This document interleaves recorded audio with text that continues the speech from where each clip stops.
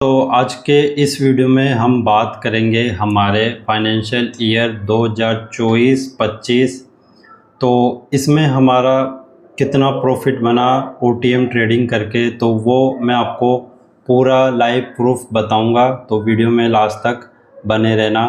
तो यहाँ पर हम चलते हैं हमारे स्क्रीन की तरफ। तो मैं यहाँ पर 3-4 आईडियो में काम किया था, तो मैं यहाँ पर केवल आपको 2 बताने वाला हूँ। तो 2 आप देख सकते हैं। तो सबसे पहले ये हमारी वाइफ की आईडी है। इसके अंदर अब मैं आपको रीज़न बता देता हूँ मैंने अपनी वाइफ की आईडी में क्यों किया, क्योंकि मेरी कोटक की आईडी में जीरो ब्रोकरेज बंद हो चुका था शायद सितंबर अक्टूबर से। तो उसके बाद में जो वाइफ की आईडी है उसमें चल रहा था, तो इसलिए इसको यूज किया। तो जो फर्स्ट क्वार्टर है यानी कि अप्रैल मई जून, इसमें केवल 1 लाख रुपए बना। हम सेकंड क्वार्टर देख लेते हैं। सेकंड क्वार्टर में हमारा जो बना वो 1,33,000 यानी कि हमारा आप मोटा मोटी 40,000 रुपये का एवरेज आ रहा था फर्स्ट 2 जो क्वार्टर है उनमें। फिर तीसरा क्वार्टर हमारा अच्छा रहा और इसमें हमारा 4 लाख रुपए बना, यानी कि हमारा 1 लाख से भी ज़्यादा का एवरेज चला गया। फिर हमारा जो चौथा क्वार्टर है उसमें वापस से हमारा 3 लाख से ज़्यादा बना। ये नेट है, बाकी काट पीट के इतना बन गया था क्योंकि चार्जेस भी लगते हैं। तो अब हम देख लेते हैं कि ओवरऑल हमारा फाइनेंशियल ईयर 2024-25 में कितना बना। तो इसके लिए हम चलते हैं और यहाँ पर हम इसको देख लेते हैं कितना बना। तो यहाँ पर आप देख सकते हैं नेट हमारा 9,24,000 बना और वहीं पर ग्रॉस पीएनएल हमारा 9,74,971 रुपये बना। ये हमारी वाइफ की आईडी है। दूसरी जो हमारी आईडी है उस पर हमने डायरेक्ट फाइनेंशियल ईयर 2024-25 का निकाल दिया है। तो यहाँ पर भी हमारा 1 लाख रुपये बना और 1 लाख रुपये एक आईडी और है उसमें भी बने हैं। उसका रिपोर्ट निकालना और ये थोड़ा हार्ड पड़ता है क्योंकि वो ऑफिस की आईडी है, तो उसमें 1 लाख रुपए और बने। तो कुल मिलाकर यदि हम देखें तो हमारा लगभग 12 लाख का ये फाइनेंशियल ईयर रहा। तो फाइनेंशियल ईयर हमारा अच्छा रहा और हमने एवरेज हर मंथ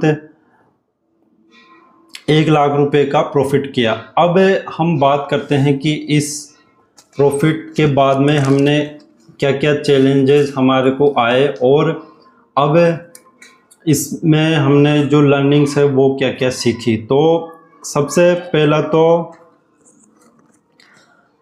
इस फाइनेंशियल ईयर में जैसे कि आप सभी को पता है कई साल की एक्सपायरी आई, मतलब डेली एक्सपायरी भी आई, फिर उनको बंद किया गया। तो ये काफ़ी सारी की चीज़ें हुई, तो वो मतलब उसके साथ अडप्ट करना थोड़ा मुश्किल होता है, पर धीरे धीरे अडप्ट किया और उसका आप रिजल्ट भी देख सकते हैं। 2 क्वार्टर में कोई पैसा नहीं बना क्योंकि वहाँ पर एक्सपायरियाँ नई नई आई थी, तो वहाँ पे अडप्ट नहीं कर पाए और हर एक्सपायरी कर रहे हैं तो उसमें पैसा लगा था। और लोड साइज भी चेंज होती रही, कभी क्या, तो उसका भी नुकसान हमको झेलना पड़ा। और कोटक ने जीरो ब्रोकरेज बंद कर दिया था, तो वो भी एक प्रॉब्लम आई थी। और हमारा एक दिन में 68,000 रुपये का लॉस लगा था। वो मैं आपको बताता हूँ वो कब लगा था। वो हमारा जो बजट का दूसरा दिन है उस दिन लगा था। तो हमने एल्गो ट्रेडिंग भी उसकी भी कोशिश की थी, पर वहाँ पर उस टाइम पे स्पाइक्स काफ़ी ज़्यादा आ रहे थे, तो हमारे मिड कैप में एक मोटा लॉस लग गया था। उसके बाद में एल्गो ट्रेडिंग जो कि हम सेलिंग स्टार्ट किए थे, बाइंग भी करते थे, तो उसको फिर बंद कर दिया और सेलिंग में लॉस लगा था, एल्गो ट्रेडिंग में अच्छा खासा लॉस लगा था और भी काफ़ी सारे के हमको प्रॉब्लम आई। पर फाइनेंशियल ईयर हमारा पर मंथ हम देखें तो 1 लाख रुपए के हिसाब से क्लोज हमने किया। अब बात करें इस साल में हमारी लर्निंग्स क्या रही, तो सबसे जो ज़रूरी लर्निंग है, आपको मार्केट के हिसाब से अडप्ट होना पड़ेगा। मार्केट आपके हिसाब से नहीं चलेगा, आपको मार्केट के हिसाब से चलना पड़ेगा। जो चेंजेस आएंगे आपको उसके हिसाब से अडप्ट होना पड़ेगा। यदि आप अडप्ट नहीं होगे तो आपको मार्केट बाहर निकाल के फेंक देगा। दूसरा, आपको एक चीज़ पर डिपेंड नहीं होना है, मतलब जैसे कोटक के ऊपर ही मैं डिपेंड होता तो मुझे प्रॉब्लम आ सकती थी। तो मतलब मल्टीपल आइडिया होना ज़रूरी है और एक मल्टीपल सोर्स ऑफ इनकम ये भी ज़रूरी है। कई लोगों के पास केवल ट्रेडिंग ही है, तो इसमें क्या होता है कि आपको 3-4 महीने कोई पैसा नहीं आएगा, तो वहाँ पर यदि आपके पास अलग से कोई इनकम का सोर्स है तो वहाँ पर आपको दिक्कत नहीं आती है। तो ये आपको ध्यान रखना है। और अब मैंने सेलिंग में मतलब पैसा कमाना सीख लिया है। मैं दूर की ओटीएम उनको ही बेच के काम करता हूँ और लो रिस्क में काम करता हूँ। मुझे ज़्यादा पैसा नहीं चाहिए, केवल मेरा रिस्क मैनेज होना चाहिए। तो वो भी मैंने कम मतलब प्लेजिंग करके और इन्वेस्टमेंट को प्लेजिंग करके वो मैंने सीख लिया है। तो वहाँ से भी मुझे कुछ पैसा आता रहता है। और सबसे बड़ी चीज़ है कि आपको कभी भी मोटे लॉस यानी कि बड़े लॉस नहीं करने हैं। आपको गेम में बना रहना है और आपको देर सवेर यदि आप बने रहते हैं और एवरेज आपका जो मंथ है वो प्रॉफिटेबल ही जाता है, तो आपको मार्केट से कोई नहीं निकाल सकता, ये आप मान के चलिए।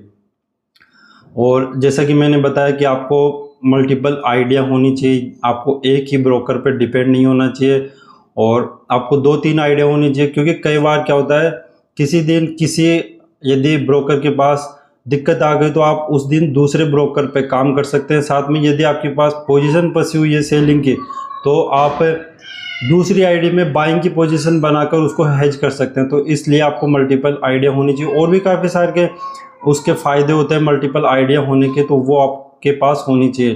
तो ये हमारा 24-25 का फाइनेंशियल ईयर था, जिसमें एवरेज हमारा पर मंथ 1 लाख रुपए पड़ा। और अब क्योंकि टैक्स हमको देना नहीं है, तो यहाँ पर लगभग सारा पैसा हमारे बच जाएगा। तो ये फाइनेंशियल ईयर अच्छा रहा। आगे वाला क्या रहेगा वो आगे वाले फाइनेंशियल ईयर में आपको अपडेट कर दिया जाएगा। तो वीडियो पसंद आया हो तो वीडियो को लाइक कर देना। चैनल पर फर्स्ट टाइम आया, चैनल को सब्सक्राइब करना मत भूलना।